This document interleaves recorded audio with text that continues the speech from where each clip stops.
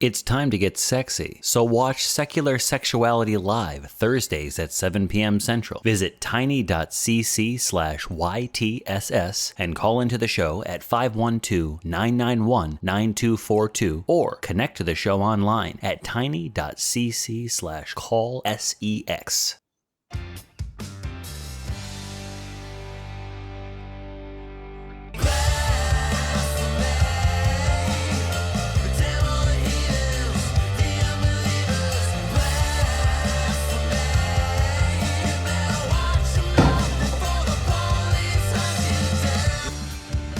Hello, and it is the latest episode of The Nonprofits, a show where we talk about current events and news and issues and things that are on our minds that are in the news. And I want to start that over because that sucks. But you know what? No. We're not going to do it over. We're not going to do it over again. I'm giddy, folks, and you're going to know why in a minute or two. My name is Johnny P, and I'm beside myself with glee over the fact that I am here today with Cindy, Nate, and Mateo. Hello, all of you. How are you doing? Hi. Doing well. Hey, Doing I've great. just realized that I literally am beside myself. Look at Mateo's hair and look at my hair. Oh, nice. Wait a second. What? Wait a second. Is this collusion? You just need glasses. Right? Do you have Well, I do have- sunglasses you could put on? I have contacts in. Does that count? It is. Those are very close glasses. Okay. Yeah. Okay. Well, for those of you who can't see because you're listening, Nate and Mateo have the same hair. But with all that said, we are the Nonprofits.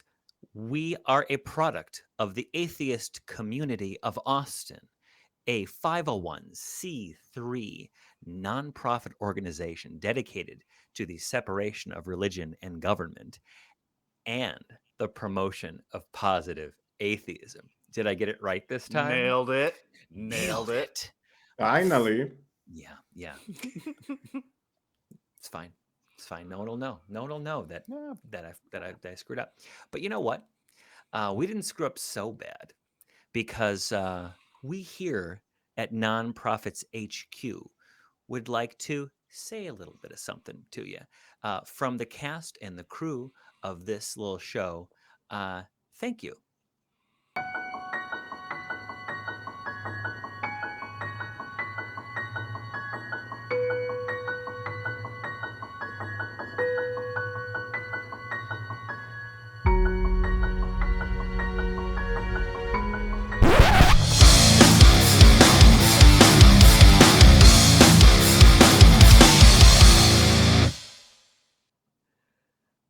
Oh yeah, 10,000 subscribers, non-profits. You know I am excited about this, Johnny. You know this. I know it. I'm excited. I can't even hear anything anymore because I'm so excited.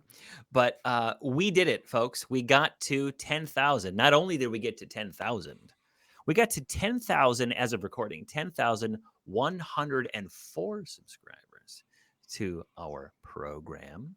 That's 507 new subscribers in the last month. Thank you to all of the dedicated, intrepid fans who've been watching us all this time, and the new folks, the 507 new folks. And we hope to get 90,000 more in the next couple of days or so, because It's realistic. It's realistic. We have Totally. we love to have friends, but thank you so much. Because of your dedicated viewership and getting the word out, which we still need you to do, because 10,000 isn't the end. It's just the very beginning. We can do fundraisers. We can take part in the other AEN shows where we do fundraisers. And so all that money, all that work goes back into the mission to get out more programming, more stuff in the community, the stuff that the atheist community of Austin does. So we're glad to be a part of it. Took a little while, but we're here now, and we're not going anywhere, I hope. But anyhow, today we've got some topics to talk about. Not a lot of happy stuff, but some interesting things that are happening and stuff that's in flux. So by the time this airs, some of it's going to be Well, very different, maybe.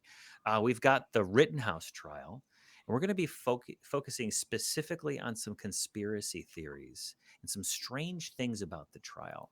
We're going to be talking about Catholicism in France and other places paying for its sins. We're going to be talking about mighty morphin misinformation, greenwashing energy during in climate change, and some of the weird stuff that's going out there in the media, and a lack of information and an abundance of misinformation. And finally, after a year of doing the show like this, we are going to give credit where credit is due, and we're going to talk about Ronald Bruce Meyer, the creator of the Freethinkers Almanac, which is where a lot of our looking back segments start. They don't end there, but they do start there. As with all of our shows, the links are going to be in the description below. And so, what we encourage you to do is pause the video, read the articles, do your own research, have a thought, drink some wine if you like, eat some cheese, whatever it is that you do when you're thinking about things, and then put all that stuff away and press play, watch, and then share your thoughts in the comments below. Okay? Is that okay with you, Cindy? Are you okay Yeah, with that? definitely. Yeah. All right. Nate, do I have a vote of confidence from you? No, you don't, because comments in YouTube appear to the right, not below. Mateo, tell me you're on my side at least. Shall we continue and start right away with the articles, Johnny? All right. Just saying. Fine. That's fine by me. The first article today is Kyle Rittenhouse defense claims that Apple's AI manipulates footage when using the pinch to zoom feature. Pinch to zoom feature. You all know what that is. So with this article here comes from Techspot.com, and it's actually all over the news. I found lots of examples of it. Um, Basically, what they're saying was, and this is the quote: iPads, which are made by Apple, have an artificial intelligence in them that allows things to be viewed through 3 dimensions and sick logarithms, not algorithms, but logarithms. It uses artificial intelligence or their logarithms to create what they believe is happening. So it isn't actually enhanced video. This is Apple iPad's programming creating what it thinks is there, not necessarily what is there. This is interesting because this was raised by Rittenhouse's defense as a reason why the jury should not have seen video of the defendant doing what he did uh, up in Kenosha. And what was interesting to me was it seemed to be pulled entirely out of the attorney's ass based upon nothing. And it would seem to me that the defense attorney would have some burden to establish that there was some merit to this, because why couldn't they just make up any old thing? I've never heard of anything like this in a trial before, and I've allegedly done trials before. I wonder how I would have responded had some of the opposing parties in my cases had alleged that the document, the digital evidence that I had to present was somehow doctored by a secret algorithm or what have you. So that's what this is about, and of course the court. You should all know this by now. The court said it's up to the prosecution to prove that the pinch to zoom did not alter the image, and ultimately they didn't. The judge did not allow it. Did not allow that, and so they had to show the footage on a giant screen. And if I'm not mistaken, the jury saw it, but Rittenhouse claimed that the image in question was too small for him to really see what's going on, and so that just the case just proceeded uh, with that being the outcome and that being the ruling. Um, I don't understand. There's been a bunch of things that are strange about this trial. I mean, every trial is unique. No one does everything perfectly. Forget about Law and Order or any of these other programs. It's not quite as polished. These are human beings that are practicing the law, but from what I've seen between the judge's ringtone to Mm. the shouting matches to maybe the brazen behavior of the prosecutor to a lot of other things. This is an unusual trial, politically charged, and an unusual trial. Any other thoughts out there besides mine on this? Yeah, this is just a load of BS, and this is obviously this judge trying to save this guy because, come on, you could present any conspiracy. We have seen. Have you seen that video of the camera Nikon P900 that zooms into the moon? We do have zoom technology. It's Asian by today's standards, and these guys are saying, no, no, no, no. iPhone created a whole new type of artificial intelligence only to to change the way how we zoom instead of using this ancient technology that every single cell phone has. And the judge goes and says, oh yeah, I totally believe that. That doesn't sound crazy at all. This is obviously BS. This judge reminds me of those policemen who were in favor of Trump protesters during the coup d'état that there was at the beginning of the year. Yeah. It's the same. You are supporting a political side. You are not doing your job properly, and you're just looking for excuses. That's what I see. That's what I feel. I may be wrong. Yeah, I'd like to respond to that really quickly before I hear from Nate and Cindy, only because you mentioned something. I am not surprised that the judge, he's an older gentleman, okay? Mm. Mm-hmm. Um, and it's not always the case, but I have had experiences, I can say it this way. I've had experiences with judges having very out of date knowledge about technology. And this is an example where clearly the judge was maybe out of his depth. Let's be honest. Like at best, the judge was out of his depth as far as the technology is concerned. At worst, he's corrupt, right? But at best, this judge owes it to the citizens of Wisconsin and everyone to know how pinch and zoom works a little bit, right? To understand that there's some legitimacy to this technology. And at the very least, maybe not issue a ruling, take it under advisement, perhaps, as opposed to just shooting from the hip on this. Nate, Yeah, Cindy, thoughts? Go Cindy, go ahead, ahead. Nate. Okay. This isn't the only wacky shit that's been going on in this court. Like he made an off-color comment about Asian food coming from the docks. I don't know if you guys saw that. He referred to so the way that they did jury selection is they allowed Kyle Rittenhouse to select 6 names basically out of a hat. So that out of the pool of 18 potential jurors, he picked the 6 that would be disqualified. Now, this judge has an odd policy of letting the defendant pick it out because one time when he let a court clerk do it, the court clerk picked a black. That's how he said it, picked a black.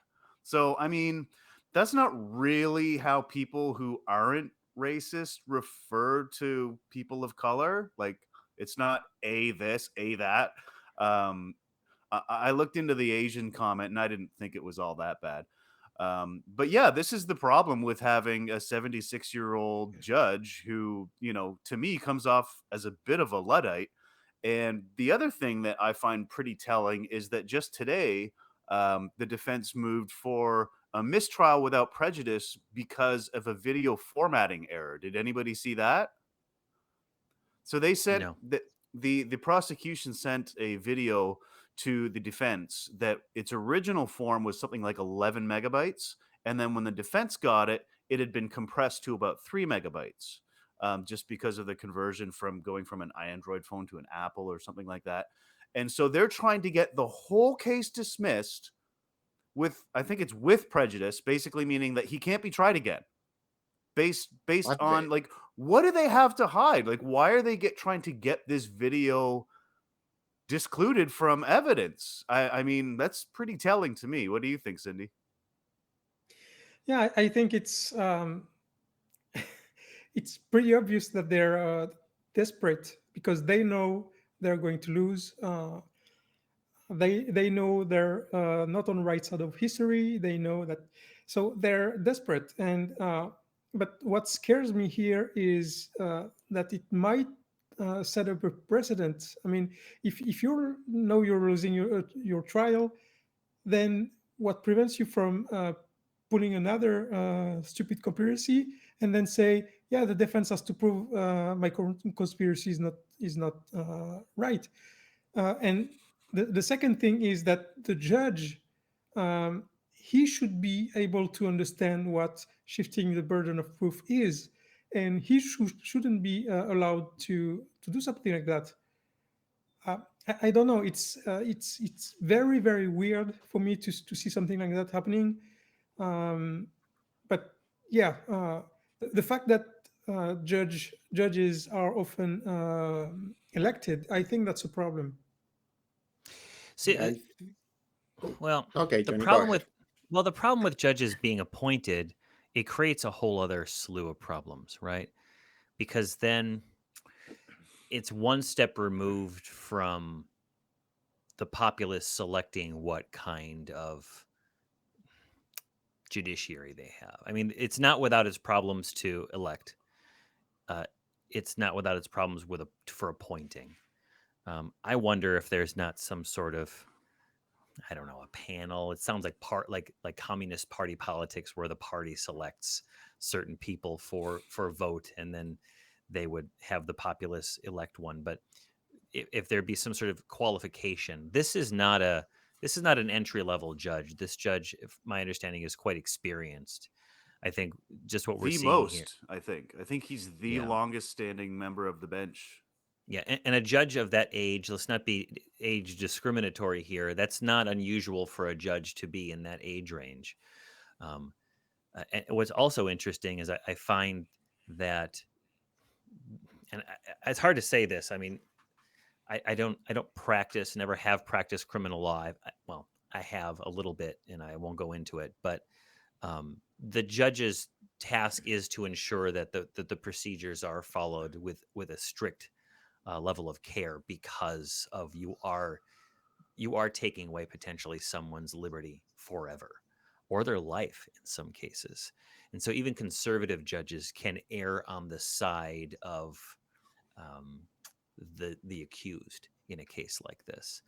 But what I'm seeing here is just a bunch of things that seem to not add up to me. When you have such a politically charged trial, why wouldn't you have cleared all this stuff ahead of time to make sure that things go as smoothly as possible? And some bizarro thing like that, I just wonder why that wasn't addressed a long time ago, as far as, authenticating all the exhibits. Yeah, does the prosecution not have to share their evidence with the defense? I'm Yes. pretty sure that's a thing. Yes. So, I I would think that they would have, or maybe they had this prepared just to throw things off the rails and cast doubt onto what little actual evidence there is. Well, I just wonder yeah, if this was discussed before at the pretrial hearing, at the pretrial conference. Wasn't there objections to the exhibits? I mean, things, Yeah. what the exhibits are going to be ahead of time. Yeah, that's what There's I'm not any. saying. Yeah, Yeah, yeah. yeah. Teo, what did you have to say about this? You yeah, had no, some I follow just up. think the worst of people. And this judge, how is the pronunciation? Scruder? Is it? Am I butchering his last name? Anyway, he Schroeder. demanded the prosecution. Oh, sorry, Schroeder. Schroeder. Oh, Schroeder. Judge Schroeder, I'm going to quote from the article here. He demanded the prosecution to bring in an expert to testify, but he didn't allow them to adjourn to find someone before Rittenhouse was cross-examined, and he demanded that the prosecutors, or well, suggested them to find an expert during a 20-minute recess. Yeah, don't go and Yeah. have lunch. Find an expert right now if you want an expert in here to demonstrate that the defense is not making stuff up. And that doesn't sound like something logical for me. It doesn't sound something honest to do. And as you are saying, you already knew about this. Why didn't you warn people that, hey, if there is a kind of crazy conspiracy talking about a new, never seen before artificial intelligence creating images, why didn't he say anything about that? Or the other guys? This sounds like the plot of a movie, of a bad movie, 80s movies. Yeah.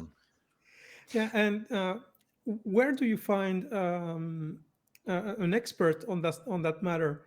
I mean, how can you say, okay, who am I going to choose, who knows that technology but who won't be partial? I mean, that takes time. Well, You can just do it like this. you Obviously, in can't the do. same place where you can find artificial intelligence able to create images instead of zooming. You can find that expert. It's really not. It's not that hard to find it. You just when you have an expert witnesses are known well in advance of trial. There's a scheduling order. There's time for the expert to produce a report, and then a rebuttal report to be produced. There's usually time for a deposition of that expert, and then uh, that would take place months in advance of trial. And I'm just wondering what the heck what the heck is going on where this issue is raised, because I'm sure that the prosecutor's office, um, the DA has experts on staff or people that they can bring in who are experts in maybe forensic video technology or something like that. But that I guess that didn't happen. But again, a witness, like an expert like that, is not going to be ready to go at the drop of a hat. So that's why I just thought it's very unusual. I mentioned other things that were unusual about this, um, where the judge and the defendant, the accused, and I believe his attorney were looking at a video, and the judge is sitting immediately next to Rittenhouse, looking at the video. I saw photos of that. Uh, I know I've been in situations before where I've been in a trial and I've had the person on the other side immediately next to me, right next to the judge. It's usually out of the presence of the jury when we're looking at something together to try to figure something out, because you don't want to create an impression that the judge doesn't like a person on one side or the other, or that they do like somebody on the other side or the other. But apparently, this judge thought it was fine. Um, I talked about sorry, my dog is whining right now. I mentioned the ringtone. Did you all hear about the ringtone? How Mm-hmm. Lee Mm-hmm. Greenwood's "Proud to Be an American," I think it was, Yep. played. Or I'm sorry, that's not the name of the song. That's the refrain. But that was Trump's wrestling song where he comes onto the stage. And also on Veterans Day, he called out in open court. He asked, "Are there any veterans in here?" And the one person who happened to be a veteran was a witness for the defense. And then the Mhm. judge calls for a round of applause Yeah, for this defense witness. Like, if that isn't prejudicial, I don't know what is. it's It's I've wacky. yeah, It's crazy town. a It looks trial of dirty. this sort should be stop. A trial of this sort. So I don't know if you can hear. I don't know if the mic's picking it up, but a trial of this kind should be, juicy in the details, but the procedure shouldn't be exciting. The procedure should be boring, ordinary stuff. I've had so many trials where nothing happens. It happens outside the presence of the jury, and maybe I got yelled at. The jury didn't see that, you know, or Yeah. some other instance. I had heard about an instance where the prosecutor was yelled at because he had broke the motion in limine. Now, I can talk about a motion in limine briefly, but basically the prosecutor started getting into some questions about um, some questioning in front of the jury that was previously ordered by the court to not be discussed without first approaching the bench. The prosecutor did um, get into that because he believed that the direct examination they call it opening the door, had opened the door to that line of questioning. And the judge went off on the prosecutor. Now, admittedly, if the door were opened by certain testimony, then the prosecutor should have said, "May I approach the bench?" And then the defense and the prosecution approach the bench and have a discussion. It's like, okay, Your Honor, he opened the door on this topic, and I want to get into it. And I think the prosecutor knew full well. And I'm just wondering why on earth Did the prosecutor not take the care to do that? As an experienced litigating attorney, you know to do that. You don't want to get yelled at by the judge for something like that, right? Whenever the judge yells at you, you want it to be because the judge was dozing off and not paying attention or is confused, not because you did something wrong. So, anything Yeah. else about the trial that you thought was askew? I mean, I think the whole self-defense claim is absolutely ridiculous. So you can be like, "Oh, this guy threw a paper bag at me, so I shot him 5 times." Guys, I feared for my life. Like, I was Yeah. reading about the instruction to the jury. I think it was like a 5 or a 6-page document on what reasonable force and what the self-defense claim really, how that can be established. And there is a reasonable force doctrine. I wasn't aware of that. I'm being from Canada. I just assume that in the States it's just shoot first, ask questions later, right? But I don't see how any reasonable person could think that Kyle Rittenhouse shot a man 5 times in self-defense. Like, once, okay, twice, maybe. 5 times? Like, what? That's not Yeah. No way. self-defense, man. That's you being an undisciplined, belligerent asshole that went there looking for trouble. By the time Totally. this episode airs, I might be wrong, but I expect that we'll have a verdict. And honestly, until I watch the entire proceedings, and I have not, we have to trust that we might have our predictions. We might see these things. We might think that the system is broken or corrupt, or that the people involved are twisting it for their own political ends. That might all be true, but you might still get a fair outcome because the jurors in that box are going to be observing the evidence. And so I don't know what the outcome is going to be. I can say that um, I don't like the kid. Those pictures of him with the Proud Boys smiling. I'm sorry, Yeah. dude. You killed Yeah. somebody. It's not cool. No matter what happened in self-defense, let's give him the benefit of the doubt. Things happen. I don't know what the hell you were doing there with your fucking gun, but things do happen. You should be sad about this for the rest of your goddamn life, you little shit.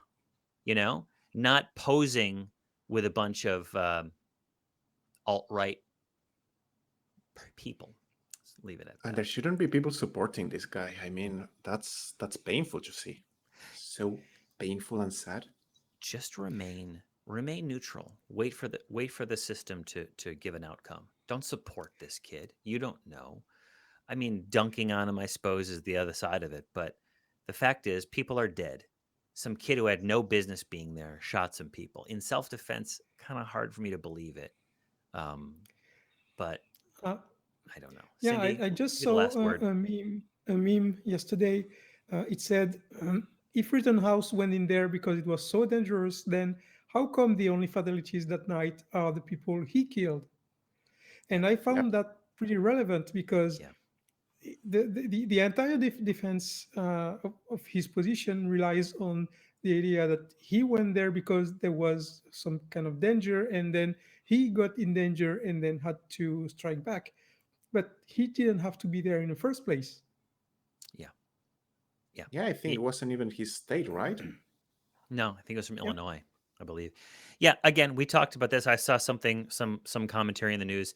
If this was a black kid who would cross state lines, bringing an illegal gun to Oh, yeah. look at a protest, I mean, it would make the news, right? But we wouldn't be there. Would I even fail to think there'd be a wellspring of support from let's say it was to protect Black Lives Matter protesters, and he shot some people. Let's just say, I don't think that I don't know. You know what? I guess I'm cynical about that. The public is so polarized. Let's call it what it is. The kid went there looking for a fight, and Exactly. he found it, Yeah, he and got it. shit hit the fan because I mean, what would you do if you showed up to a protest and there's a kid like coming at you with a gun? I mean, I don't know. I dread to find out what happened, and maybe we'll know by this Sunday, and it'll start a hope and not another round of protests that turn bad. And there's copycat Rittenhouses out there. But anyway, that's my thoughts on this one. It's really frustrating to be right here on the edge of perhaps a verdict being read out, but we can't say anymore because we really have no idea what's going to happen. Stranger things have happened than a conviction or an acquittal in a case like this. So by Sunday, we'll see. Yeah, I'll, Chauvin got convicted, so there's hope. yeah, maybe. And then of course, what's the punishment? That's another one too. We'll we'll be living this one for a little bit. All right. I think that what I'd like to do at this point is talk a little bit about our podcasts. As everyone out there is aware, everyone really, but everyone who watches these programs or listens to these programs, the atheist community of Austin doesn't just put out a bunch of videos. We also have a podcast channel where you can check out every single one of the ACA shows in podcast form. You can just plug your headphones in and listen. That's going to be at tiny.cc/AEN podcasts. You don't have to see our faces. You don't have to see our special effects, but you can hear the words that are coming out of our mouth. You can watch and listen to the nonprofits, the atheist experience, secular sexuality, truth wanted, talk heathen. You can work out, you can do your chores, whatever it takes. You don't have to miss a single episode if you go to that little link right now. All right, so let's move on to our second segment. Cindy, you were going to take us out on this one. Take us away. Yes, so uh, the article comes from RFI.fr, which is rather a right wing, well, not not American right wing, but European right wing website, and it talks about how the French Catholic Church decided to use its own assets to compensate sex abuse victims. There was a commission that produced a report on the 26th of October, I think, and this report was pretty damning for the Catholic Church in France. Thousands of victims and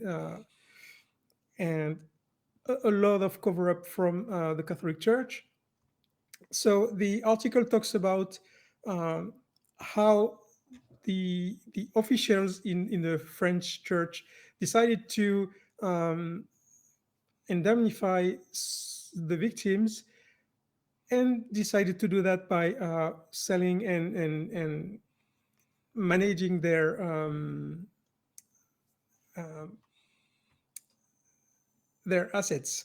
Mhm. So the cardinal is Eric de Moulin-Beaufort, and he said some things that I found pretty uh, extreme, to be honest. Uh, Crazy. I talked about this on a previous episode of the nonprofits. I don't know if you caught that one, Cindy.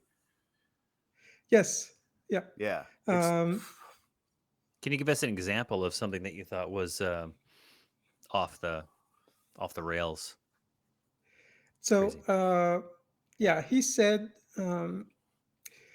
we did it above all because we felt God's gaze on us, because we felt disgust and fear rise up in us as we realized that what so many people have experienced and were experiencing in terms of suffering, even though they had the right to receive the light, the consolation, the hope of God. So, um, my question is all those rapists, priests, didn't they feel God's gaze on them while they were abusing children?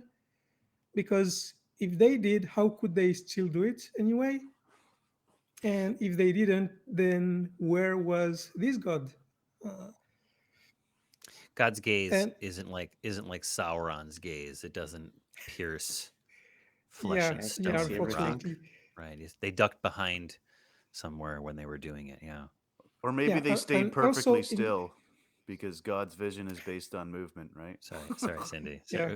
Finish your thoughts. Sorry, I'm Cindy. sorry, Cindy. I'm sorry. Yeah. Trying Yeah, to be no all worries. serious. Yeah.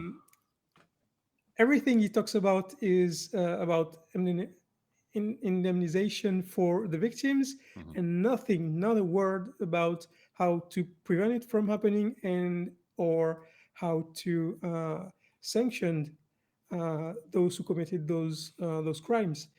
And so maybe it will come at a later time, maybe not, but I think it's just public stunt, nothing more. Well, um, Mm. I don't want to. I read the summary. Nate, did you read the summary of the? I'm trying to pull it up right now, but the summary of the report was actually quite interesting. It's very long, just the Yes. summary. And what I saw toward the end of it, it's comprehensive, and I can't read it all out, but we will have the link to this in the description. There is a list of recommendations on what the church can do to prevent this kind of stuff from happening in the future and to try to make amends. Each recommendation has 4 or more bullet points, and there are 30 recommendations. They're a little vague, I'll admit, but they are detailed in the recommendations. Wait, did I say 30? Yeah. 40, 45. No, 40, 45 recommendations, each with a lot. And it talks a lot about transparency, setting up commissions and watchdog groups within the church, recruiting people, getting therapy for people, um, ways of reporting people when they find when this clergy are get suspected of it. Um, I was actually impressed with the level of detail that was contained in that document. Of course, um, I think they knew what they were supposed to do a long time ago. They didn't do it. My problem is with obviously with the abuse itself, but I don't expect the the church to prevent all abuse, right? That that's going to happen in the world, I think. I mean, I think that the setup that they have where there was something in my notes. Let me go to my notes because I found an interesting quote. Um, where was it?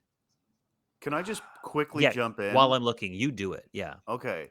Because it's all well and good to have these recommendations down on paper, but when you've Yeah. got this guy in the immediate aftermath of this report saying that he thinks the sanctity of confessional what's the word I'm looking for, the confessional secrecy Mhm. outweighs the laws of the republic, literally got called before a head of Yeah. state Yeah. for saying that and being like, Yep. actually, you do have to tell us if a Yeah. member of your clergy tells us they fucked a kid. Yeah, actually, you do Yeah. have to do that.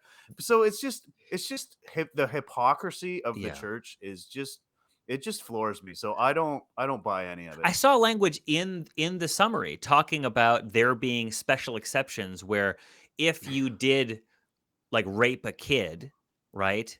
Past tense, I think that there was probably the sanctity of the confessional, but there was some language in that I saw talking about like if you have reason to believe that it's going to happen again, that there is an exemption from that.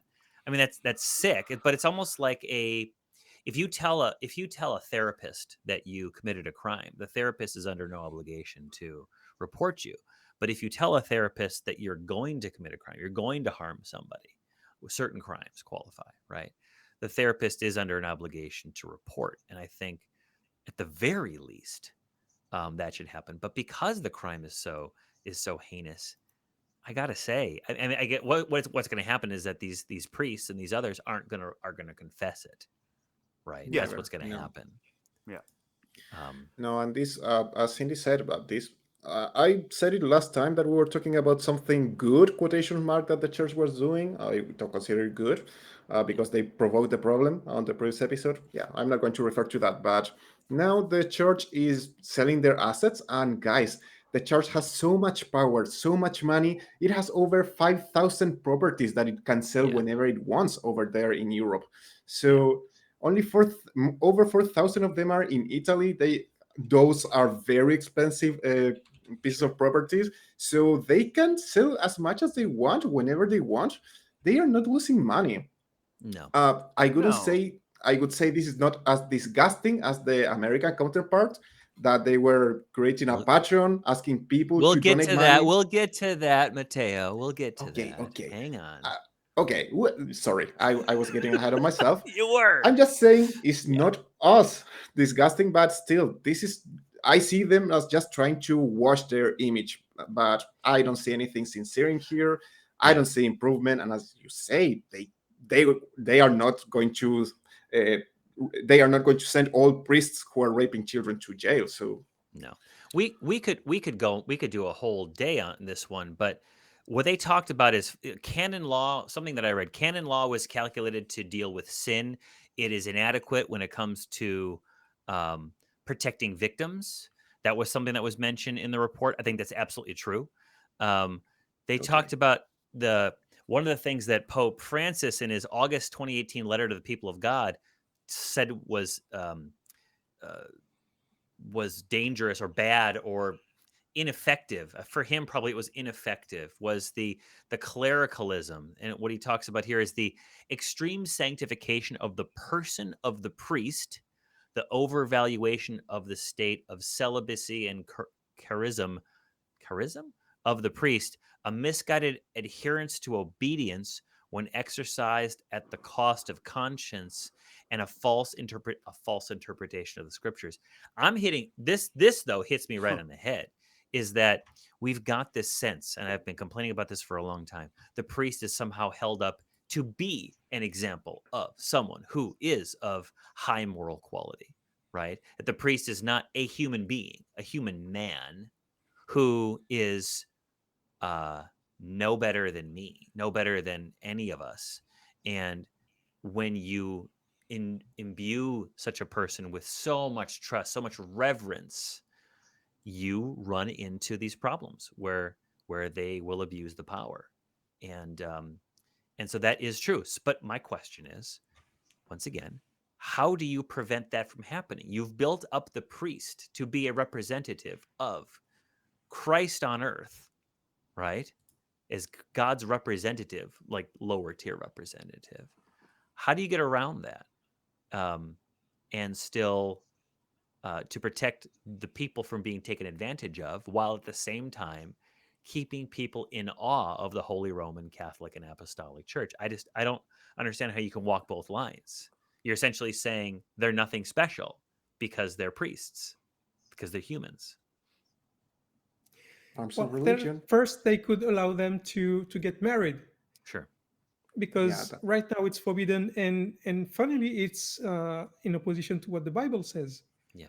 because oh the yeah, Bible that says that a priest should be married. It says 1 Timothy chapter 3 verse 2. It's right after the passage where it says women shouldn't teach and all these things. Uh, it says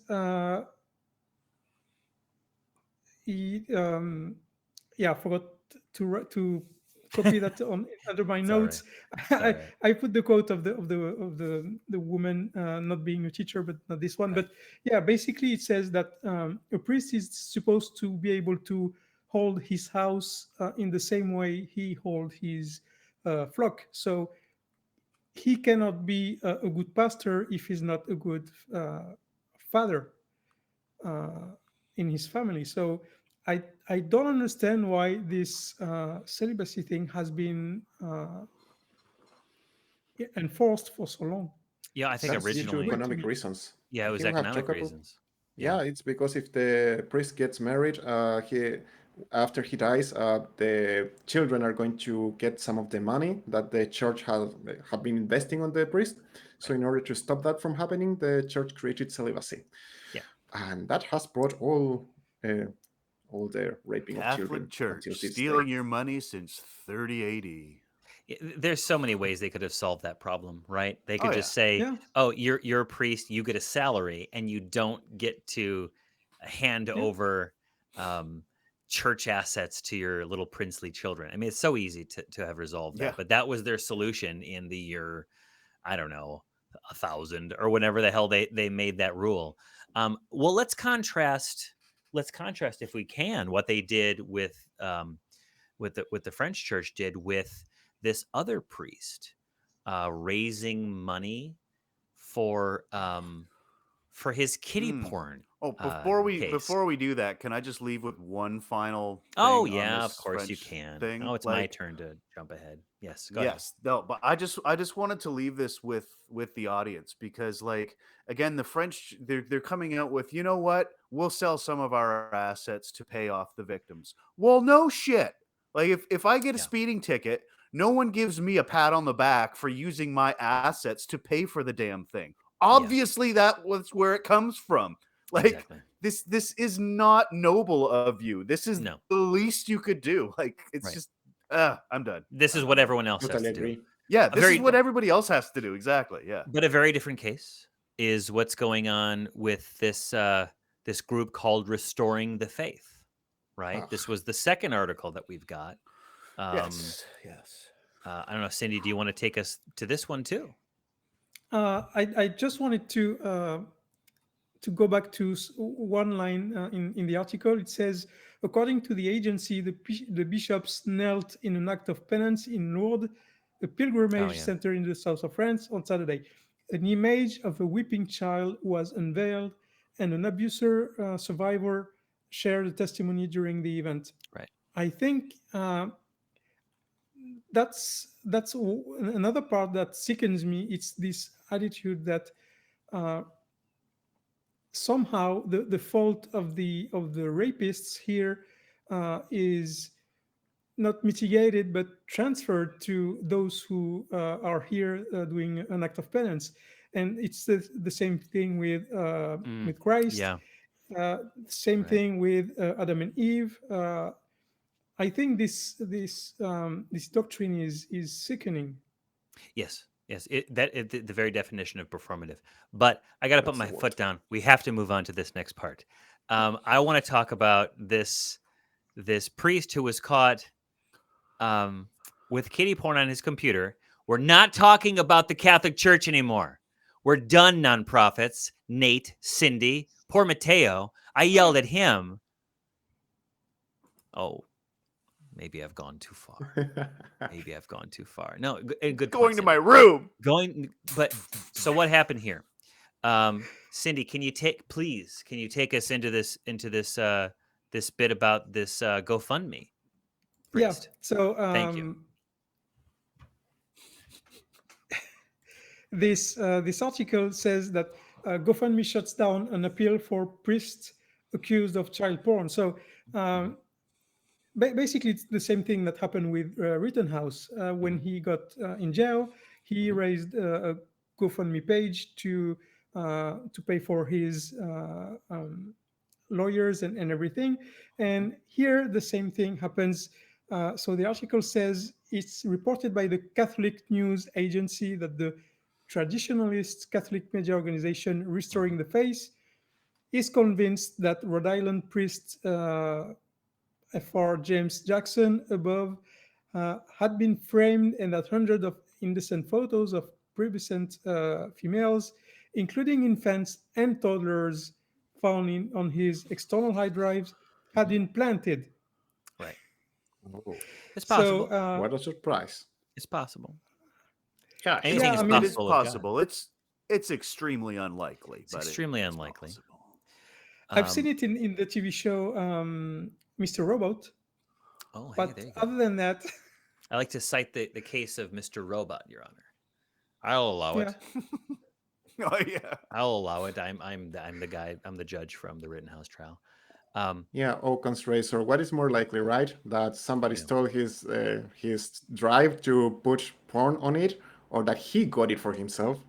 I guess we'll we never don't know. we don't have to judge this priest. This is my thing is we don't have to without hearing the evidence. Let's assume there's good evidence. We don't have to proclaim it. I think it's what people are doing here. There are so many worthwhile causes that good-hearted Catholic people can put their money to, right? Ha. And instead, these traditional Catholics, and I did a little bit of research on these guys. This show that they put out, they have a YouTube channel, um, Restoring the Faith, and I watched an episode. Oh Oh man, God, you didn't. I You did. didn't. I Oh watched my. an episode. Oh man. You gave Trads. them views. Well, yeah, okay, fine. One view, a lot of good it's going to do them, but they see themselves as true practitioners of Holy Mother Church. They believe Oh, in come on. demons and the devil. I describe them as gleefully anti-vax, The right? whole package. Yeah, and one dude Of course. I think this one person said it really well, that God created us without vaccines. He created us healthy without vaccines. And that's why people are sick. It's because they're taking all these vaccines. They're talking about how the government is coming to get them, how Catholics are oppressed in the military in different places, how they're going to prevent us from eating meat, how they're going to prevent us from owning cars, how the carbon tax is going to crush everybody. And they're all shitting and grins on their faces while they're making these comments. It's very Catholic traditionalist attitudes. And we've heard callers on some of the other shows. I wonder if these individuals are fanboys or fan people of this kind of media. And so Restoring the Faith, they raised how much? $60,000 in 6 hours to defend this priest, right?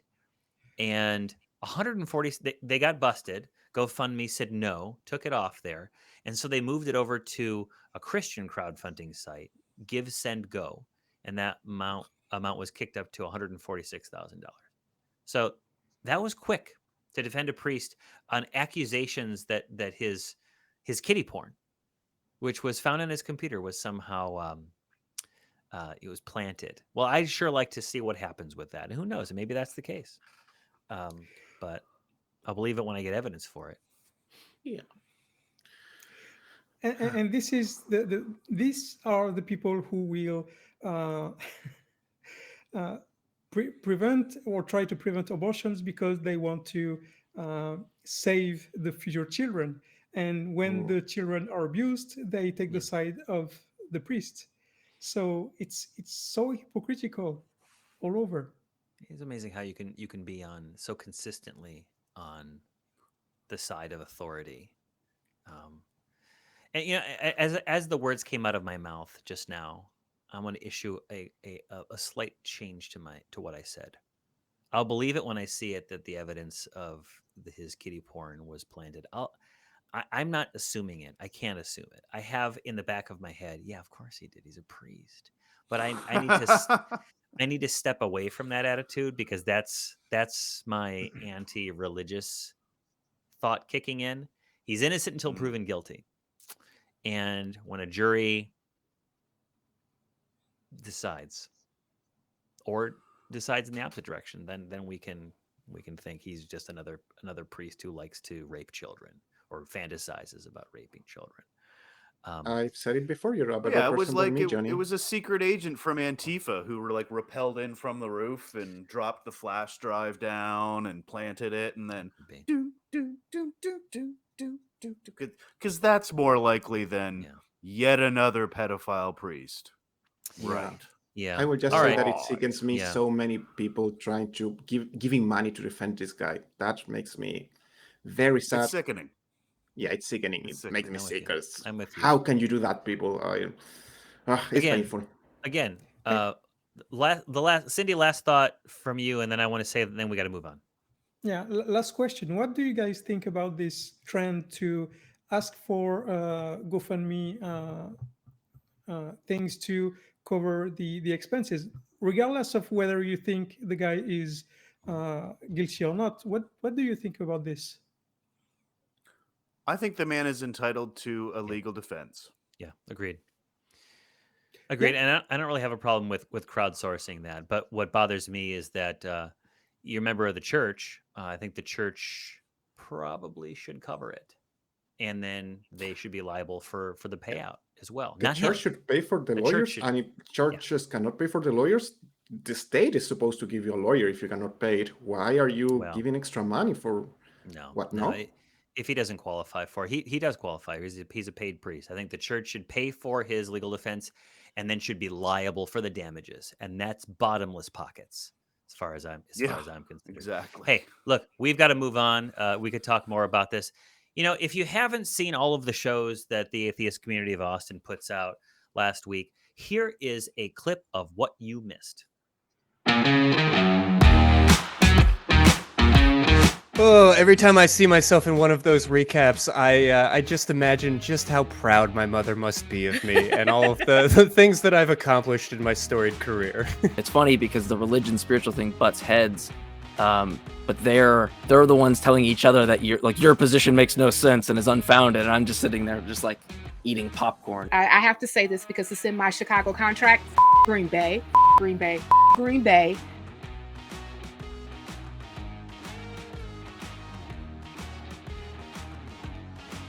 Let's move on. We've got, we're gonna do a quickie with Lloyd and Kenneth and Rick.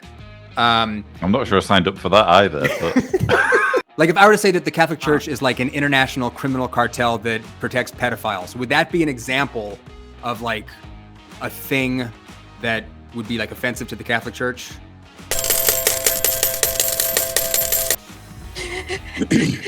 I love this one.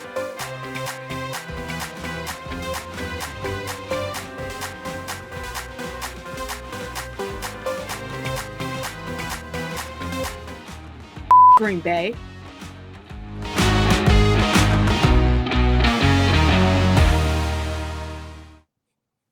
I really liked Kenneth's bit. That was when- good. He's moving up on you. He's right behind you in promo reel appearances, Johnny. I'm not counting. You're counting, and I'm counting. You're damn right. I'm counting. through you. Tied for third, baby.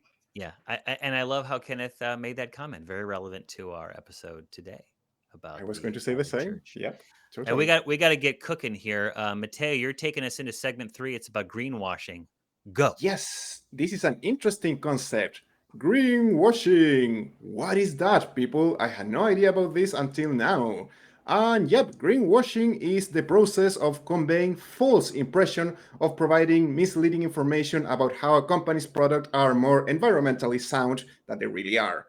We have 3 very important articles that I would like you to check really quickly. In the first one, the article explains how climate denial still exists, and now the narratives is taking a different approach. Now it has been morphing to something more complex, and that is harder to counter.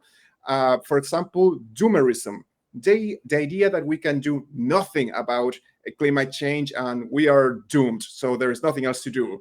It reminds me of some religious people talking about why we shouldn't do anything about this. The second one, it's very interesting because it's about nuclear energy and how some people are trying to push for nuclear energy over solar energy, saying that nuclear is more, it's better, it's safe and all of that. And they forget how solar energy doesn't produce these terrible waste that you have to store in a specific place in order to avoid contaminating the whole environment. And the third one is about blue hydrogen, a type of energy source that it's a process for making hydrogen by using methane, and which sadly produces a lot of contamination in the way how it is produced.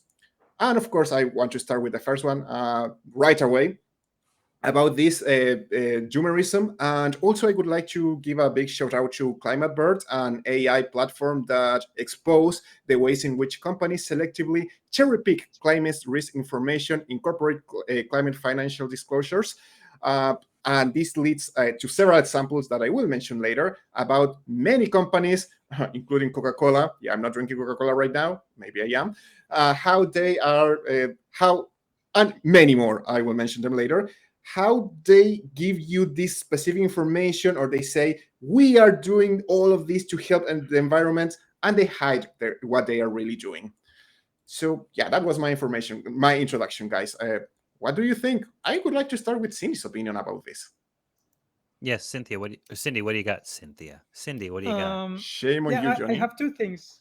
First of all, a news came out last night in the French news that the European Commission is thinking about preventing any importation from countries that participated in deforestation.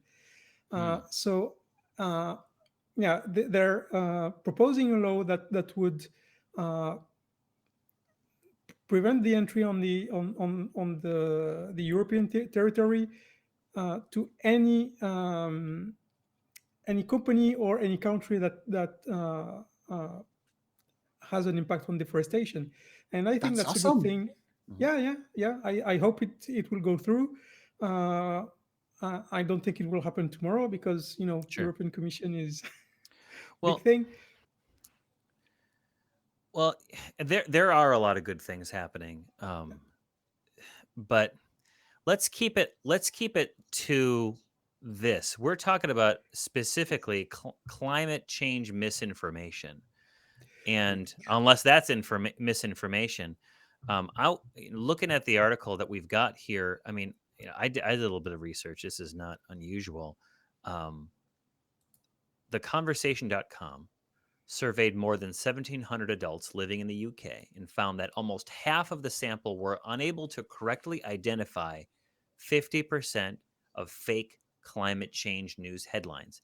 And almost half, 44%, of all respondents were unaware of how often they encountered misinformation online, suggesting that people need guidance and how to spot misinformation. Working with YouGov and the conversation, they asked 1722 people to read 5 real and 4 fake news headlines about climate change. Almost half mistakenly believed that, quote, scientists disagree on the cause of climate change. And 35% incorrectly thought that scientists believe the sun has impacted Earth's rise in temperature. Mateo, you mentioned Climate Bert exposing that this cherry picking. Did you have any examples of the cherry picking that went on, Mateo? Oh, I didn't get any of that, but I because I was going to link that to the nuclear energy thing. Oh, For I see. example, yeah, because I've seen this a lot. I've seen very smart people defending nuclear energy. You go to Facebook and there are pages that are promoting nuclear energy because, yeah, they talk about how now processors are way better than what happened in Chernobyl, and those Yeah. accidents are not going to happen. And they talk Well, about them.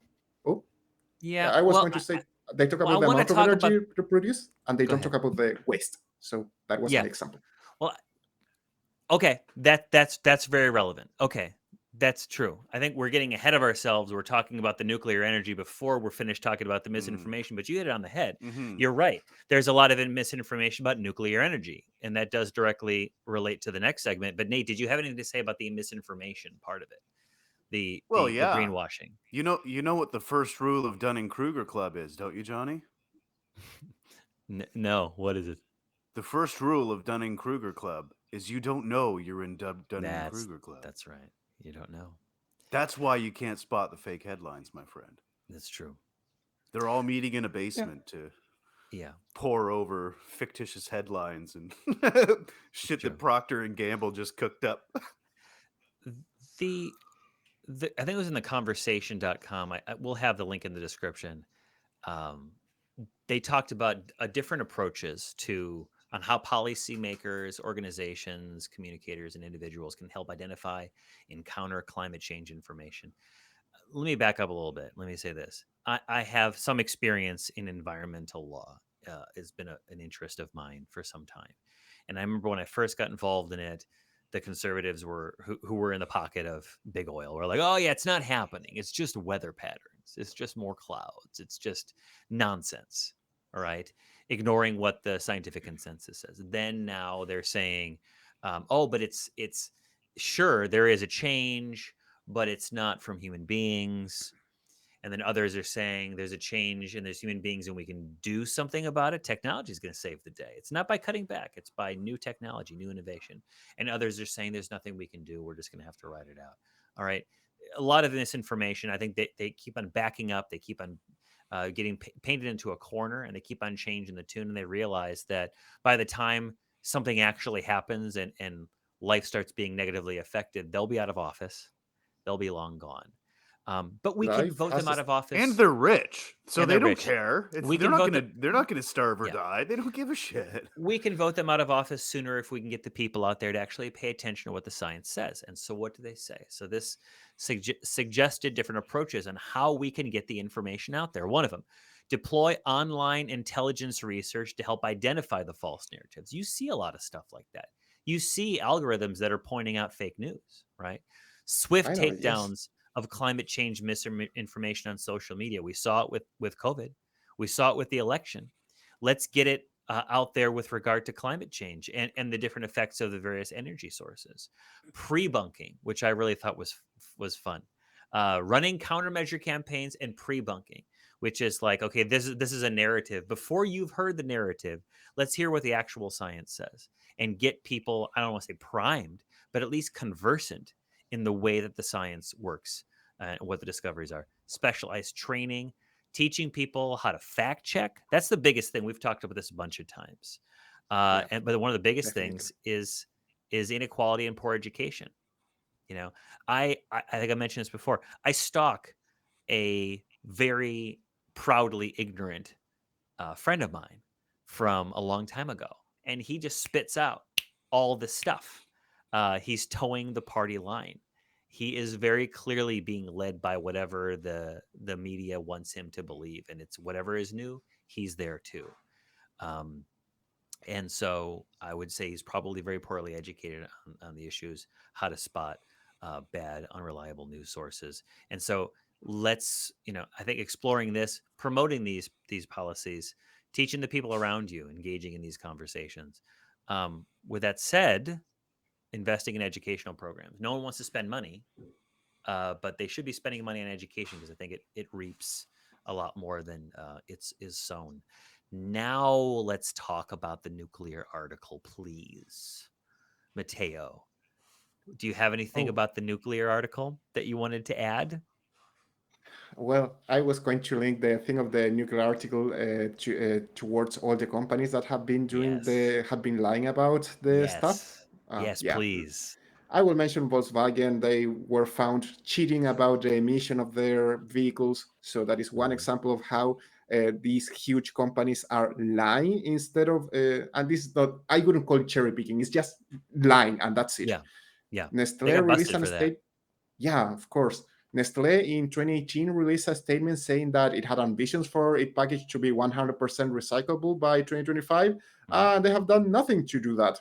So yeah, they have done nothing to help consumers recycle their products or anything. Right. Coca-Cola, you know what? They are blaming, I'm looking at you, Coca-Cola. They are blaming the customers. They say they are not going to stop producing plastic bottles because customers demand them. It's popular with customers, therefore they are not stopping to use them. Starbucks, there was this huge campaign with turtles and all of that. Well, Starbucks started a strawless lid, but the lid now has more plastic. And when people pointed that out, they said, oh yeah, but that plastic is a different type of plastic that can be recycled. And yeah, only 9% of plastic is recycled around the world. So they are doing nothing, and they are doing things even worse. And as I was talking, so this is going to be linked to the nuclear thing because, Thank you. Sorry, please, because companies are not totally honest. They are always creating these narratives that you mentioned. They are creating huge campaigns, and I have seen very smart people who work in energy telling me, no, the thing of the solar panels, it's awful because they use a lot of space, but nuclear energy is going to use a very small amount of space. And as I mentioned before, nuclear waste. Yeah, maybe there are ways how we can store that without polluting, but with solar energy, you're not producing any waste at all. There may be some things that are not as as good about solar energy, but not producing waste is the Well, best thing it has. I think Yeah, there's Nate? more room for nuance in this conversation than the Agreed. article suggests, because Yeah. it's like these guys are trying to get nuclear energy classified as quote unquote green, right? Right. And Oh, I think yeah. we can all agree that there's a spectrum of hue when it comes to the greenness of producing power, right? Like Yeah. coal is at the bottom, okay? Then maybe natural gas, and maybe nuclear power, and then we've got, wind and solar, and a beautiful utopia where everybody grows up happy and Yeah. whatnot, right? So Right. I think this article and this approach is really robbing the real conversation here. I think it's kind of misleading and taking us in the wrong way. Yeah. We just want to get away from using fossil fuels and get companies to actually do something of note and of significance. Like you were talking about doomerism and how folks think that it's too late and there's nothing we can do. I half agree, but I think there's a lot we could do, but I do think there's a lot we won't do. Right. I think Nate, you hit it on the head as far as the shades of green. What they're ignoring, what everyone keeps ignoring about nuclear power in this avenue is they're ignoring the life cycle of the fuel cell, and from mining all the way to storage. I And know that there are things, always ever things in production to try to get um, to try to find a permanent solution. And I've actually linked it will be in the description, but I've got it in my notes, world-nuclear.org information regarding the storage and disposal of radioactive waste. It's not a temporary solution. It's a solution that we have to find for the rest of the history of life on Earth, or for at least human life, because this stuff will never go away. Now, most of it is low radiation waste, but even low radiation waste has a long impact, very far-reaching impact, and the steps that you have to go to make sure that it doesn't contaminate the environment is rather extensive. And um, until those structures are in place, that infrastructure is in place, it's just simply not green. Now, Hmm. is it better than wood-fired stoves? If everyone used wood-fired stoves, you put coal at the bottom. I put wood fire at the bottom. And there Sure. are places in the Sure. world where that's a significant amount. It's a lot of particulate matter, and it's a lot of air quality issues. But coal is certainly bad um, for air quality and for contaminants in the air, water, and in the soil. Um, but talking about that, we can move on to this idea about blue hydrogen. Did anyone else look at this blue hydrogen stuff they're talking about here? may I quote one last thing before we go with blue hydrogen? I want I to want to quote. move on. I want to move on to blue hydrogen, Mateo. Okay, go ahead. So talk us about blue hydrogen here. What is it? Can anyone explain to the audience what blue hydrogen is? Is it like a blue angel? Is it anything Oh, like that? It's very similar to a blue angel. No, it's Okay. I think Mateo, you started talking about it earlier. You jumped ahead, but could you talking about greenwashing and talking about misinformation, talking about what we've heard about blue hydrogen, you started talking about it. Can you walk us through it a little bit? yeah, blue hydrogen, as I mentioned, is an energy source that involves a process for making hydrogen by Yeah, using methane as a natural gas. yeah, I'm sure you know how that impacts our environment. right, So they are trying to label this as clean green energy, right. but sadly, it can, according to let me quote. Hmm. Stanford University and Cornell, Thank the you. researchers believe that it may harm the climate even more than fossil fuel. Sorry. Yeah, Why? Because the process to make blue hydrogen takes a huge amount of energy. right, Therefore, this has to be produced by burning more natural gas. And methane is a very powerful green gas. It is like 100, not 100, 100, sorry, 100 times stronger as an atmospheric warming agent, that carbon dioxide when first emitted. So this is not a real solution. This is even worse. They want to say that they can produce blue hydrogen in a green way, but I think we don't have the technology to do that. We are just creating more pollution. Well, what I had found in my research was this blue hydrogen has a nice name, doesn't it? But you're right; it uses methane, it uses greenhouse gases to generate the hydrogen. True green hydrogen would be an example of using solar, like you were talking about, using solar, using wind, and other means to generate the hydrogen. It's not an intermediate step. It's not a step on the way to that clean hydrogen. It seems like it's an offshoot. It seems like what this is a wrong turn in Albuquerque, if we could use Bugs Bunny as an example. But it also relies upon, from what I'm researching, carbon sequestration technology, which is to a lesser degree the problem that they had with nuclear waste storage. It's like you've got to sequester this carbon somewhere. Oh, we can't let it leak out, but things happen. Yep. So once again, I mean, I don't want the perfect to be the enemy of the good here, but like it really needs to be good, not just a greenwashed good solution. I want to hear more about this. I'm sorry, I have to pull the plug on this one. We've got a lot of good notes on this. We need to do our next segment, which is a looking back.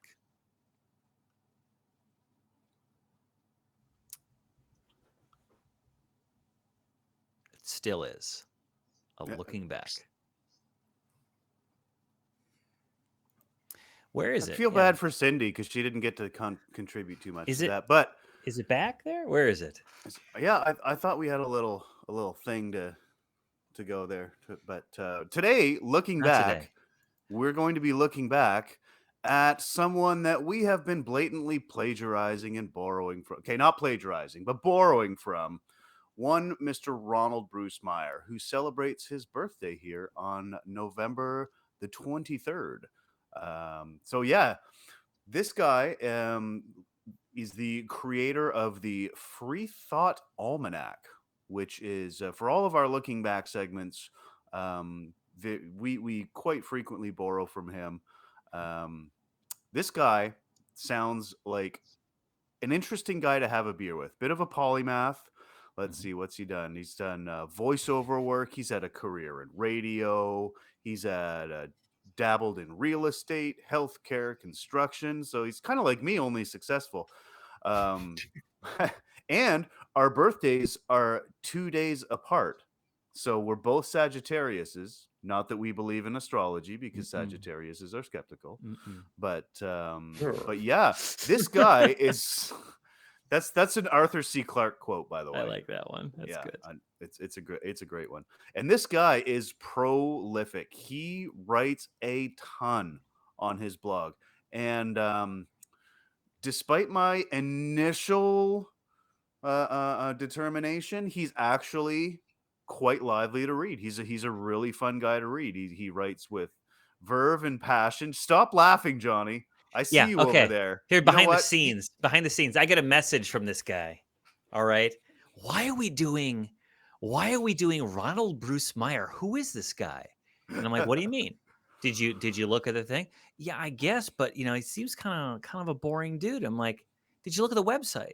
So we had a little conversation, Nate and I, and he didn't know because we didn't really talk about it. But yeah, Nate now knows, and is now, I think, he probably is more knowledgeable about this guy than some of the more veteran nonprofits here. Yeah, You'll be hearing from my attorney, sir. We have been plagiarizing. We've been using his Freethought Almanac, which is a list. Tell us what it is, Nate. Tell Cindy. Do you know what it is? Mateo, what is the Freethought Almanac? Why are we talking about it? Why do we care? What is it? Well, I know now thanks to you. Oh, go, Cindy. Cindy, please. Yeah, sorry. It's a list of people or events to celebrate, but not linked to religion, basically. Yeah. It's I had years ago talked about, like, I want to put together like a humanist's calendar, and it's not going to have any of this Jesus stuff on it. It's going to be like real things that happened, like the burning of the library at Alexandria and Hypatia's birthday and the DNA stuff and Socrates' death. And I'm like, that's a great idea. And I patted myself on the back and I promptly did nothing about it ever. But Mr. Ronald Bruce Meyer, on the other hand, has assembled a very interesting list of people who have been in this community in different points in time who have struck out and put stakes in the ground and say, these are significant people, places, and things that have happened. And I just thought it was, his birthday is the 23rd, which is, not too long from now. And I thought it would be cool to at least give him some credit for all the work that he's done that we've relied on, at least as a starting point, because, sometimes we're looking for that fourth article and we want to have something, maybe not looking forward or looking at where we're at, but truly, like, let's have some context. Let's have something else. What happened this day in history? Scroll. Oh, Arthur C. Clarke was born, or something interesting in history that probably we weren't taught in school because it didn't have something to do with George Washington cutting down a cherry tree or the French Revolution or the bloody rebellion that the Canadians pulled off when they separated from the monarchy, right? Oh, so bloody. Much maple syrup was spilled in that battle. Terrible. Yeah. Nate, I'm going to save you. Don't feel bad about not knowing about this person. I'm going to read what I wrote at the end of my notes. So, guys, was he famous or something like that? So you are not the only one, Nate. I had no idea that you guys had been plagiarizing somebody else. I thought you were so original. Johnny, how We've could you been do this to me? inspired by him. We're inspired by him. Yes. Oh, the same way that I've been inspired by you guys, right? Yeah, sure. He's I'm our not muse. plagiarizing you. He's our What? muse, exactly, Cindy. Yeah. That's perfect. He is the nonprofit's muse. That is perfect, Cindy. Wow. And Well I'll be honest with this early on. I copied the entire list and I started adding to it because he doesn't have everyone in here. And I think Ronald Bruce Meyer is a great example of a person who we don't know him. He's not famous to us, but the people who make things happen don't have to be famous. You don't have to get accolades for doing good work. He just did it. I got a buddy, his dad's 75, wrote what was it, 10 novels? Are they any good? I don't think so. But he wrote 10 novels. This list is pretty good. Is it a perfect list? No. But I'm not poo-pooing Mr. Meyer here. He put together a list and we've really relied upon it. And Nate was saying, like, there's a lot of good reading in here, stuff that you can check out. And so we're adding to it on our own. It's a starting point, like anything, kind of like Wikipedia. It's a starting point, but it's not where you stop. It's just a place where you see some topics, you issue spots, something that you want to learn a bit more about, and then using your research skill and your critical thinking and these kind of skills that you've developed and honed over the years, you can follow these rabbit trails, and then you become a very interesting person at a party. Right? True. Yeah, and you know what? True. This guy, I I feel think like- that he Oh, okay, I nice. feel like I'm going to get lost in his almanac. That's all I was going to say. Go ahead, Mateo. Oh yeah, I was going to say that I really liked reading about this guy now that I know who he is, and I think that he summarizes perfectly the idea of the ACA. Just, I'm going to read one. It's a little bit long, but I will try to go fast. A quote from him that I got from the article. He said, "Singing Jesus Loves Me in church never lifted one American out of poverty. Posting a copy of the Ten Commandments in a school never got anybody into college. Passing laws to make abortion difficult never helped one mother feed her child. Making gay marriage illegal never stopped one divorce. Failing to teach about contraception never prevented one teenage girl from getting pregnant. Evangelizing for Jesus never repaired a rotting road or beefed up a broken bridge. And none of these things got anybody a job or a home or helped to support a family. Where are the churches?" I think this perfectly summarizes not only this whole episode, but the reason why we do this, guys. He's amazing. This guy is awesome, and I love his quote. I love quoting him. I like that quote. It's true. I mean, sometimes when we get onto these topics or when we're talking on the shows, there are people that exist in these intellectual exercise spaces. I remember taking a call once on, I don't know, some show where the guy's like, well, my friends and I, we really agree on everything. And, so we start getting into whether or not plants have souls and all this stuff. And I'm like, wait, What? that's what your friends are talking about? These like ivory tower, how many angels can fit on the head of a pin stuff? Stop talking and maybe start doing. And that's what the nonprofits is about, is not just that these ideas, these concepts exist in society, but that they affect trying to show, like discovering together how these concepts affect the real world. And of course, it doesn't stop with just talking about it and watching the show, but actually getting out there and trying to do something, trying to make an improvement, a small improvement.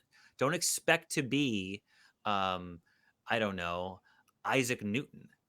Be content sometimes with being with Ronald Bruce Meyer, that you made a mark and the good work that you did inspired someone else. And let me say, nonprofits it's going to live to up their words, because now we have 110,000 subs, and yes, you know what that means. What does that mean, Johnny? 110,000 scrubs. Oh no, subs.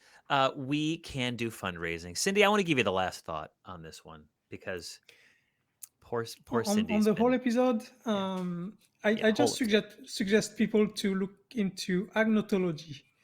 It's a very recent study, part of history, that studies how ignorance is maintained or created on purpose.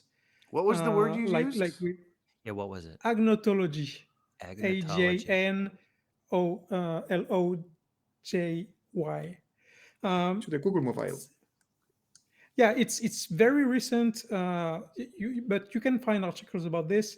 It's very, very interesting to try to find the mechanisms that are used by big companies like tobacco companies to maintain and climate change and nuclear energy and everything we talked about today. All this is in this topic, and that's very interesting. Sounds like we're going to have to cover that on the show at some point in the future. So Thanks for giving us homework. Like, for real. Nate, last thoughts? I'm actually just really going to look into what Cindy was just talking about. I've never heard that word before, and that sounds like something really fascinating. So, Jason, if you can get that in the show notes, that would be great. Yep. Mateo? I can only say 100 non-profits. I'm happy. I'm too excited, Johnny. 100. So it's 1000. Wait, did I say 1 hour? It's 10,000. No, 10,000. Shame on me. 10,000 subscribers. Today, 1000. Tomorrow, the world is where we're at. Look, we got to 10,000. This is my final thoughts. We got to 10,000, a little bit more than 10,000. We're not stopping there. We're going for PewDiePie numbers. You know that. That's my little goal. But seriously, thank you for all the people who have subscribed and for sharing the information. We do appreciate your feedback in the comments. Send us emails. You can send us an email at nonprofits@atheist-community.org. You can, of course, find us on Sundays. We're in the chat. We love to talk with people. If you want to support the show, there's lots of ways to do it with social media. We have we work with different fan-run groups. There's the Atheist Community of Discord. You can go to tiny.cc/ACD Discord. You can also go to the fan groups on Facebook, tiny.cc/FBNP, Facebook Nonprofits. And so we'll pop in there. We'll chit chat with the fans that are doing that stuff. If you want to financially support the show, you can do so by becoming a patron at tiny.cc/PatreonNP. If you go to Amazon already, you're shopping there, and you want to support the ACA, you can go to smile.amazon.com and select the ACA, the Atheist Community of Austin, as your beneficiary. The price won't go up at all, but a little bit of it comes our way so we can put out more content and do more good work. But we'd love to hear from you. Please email us, message us, reach out to us. Tell us what you think, what you like, what you don't like. We always have a good time here, and we hope that you do too. We'll see you next week. Goodbye.